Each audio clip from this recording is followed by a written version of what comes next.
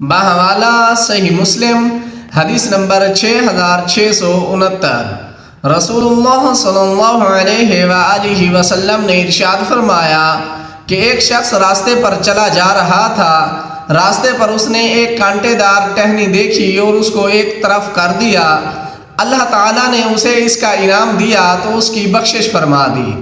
تو سامعین کرام، بیان کردہ حدیث سے ہمیں حقوق العباد کے متعلق بڑی اہم بات پتہ چلی ہے۔ صرف دین اسی کا نام نہیں ہے کہ آپ جائے نماز اٹھا لو، مصلی اٹھا لو اور اسی کے پیر بیٹھے اللہ اللہ کرتے رہو، بلکہ انسانیت بھی کسی چیز کا نام ہے۔ جس نے اللہ کی مخلوق کا فائدہ سوچا، اس کو نفع پہنچانے کی کوشش کی، تو اللہ تعالیٰ نے اس کے لیے اس کا اجر رکھا ہوا ہے۔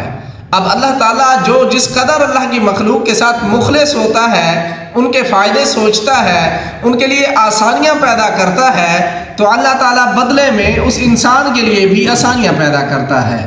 اللہ تعالیٰ اس کے گناہ بھی معاف فرما دیتا ہے، اس کی دنیا بھی آسان فرما دیتا ہے، اور آخرت کے اندر بھی جو سب سے بڑا اجر اس کو دیا جائے گا کہ اس کی مغفرت فرما دی جائے گی۔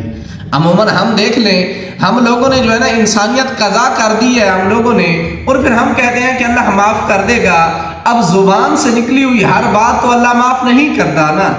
اللہ تعالیٰ نے آپ کے اندر انسانیت بھی تو دیکھنی ہے نا، کہ آپ کس قدر اس کی مخلوق کے ساتھ مخلص ہو، آپ کس قدر لوگوں کو نفع پہنچا رہے ہو، آپ کی ذات سے کتنے لوگ مستفید ہو رہے ہیں۔ لیکن عموماً یہ ہوتا ہے کسی کے پاس کوئی ہنر آ جائے، کوئی علم آ جائے، تو وہ دوسرے کو بتانے کے لیے تیار نہیں ہے، کسی کو ساتھ سکھانے کے لیے تیار نہیں ہے کہ یہ مجھ سے آگے نہ نکل جائے۔ تو یہ بھی ایک حسد کی ایک قسم ہے، ہمیں اس سے بھی بچنا چاہیے اور اللہ کی مخلوق کے لیے آسانیاں پیدا کرنی چاہیے۔ اگر آپ کو اللہ تعالیٰ نے کسی چیز کا علم دیا ہے تو اس کے اوپر سام بن کر نہیں بیٹھنا چاہیے۔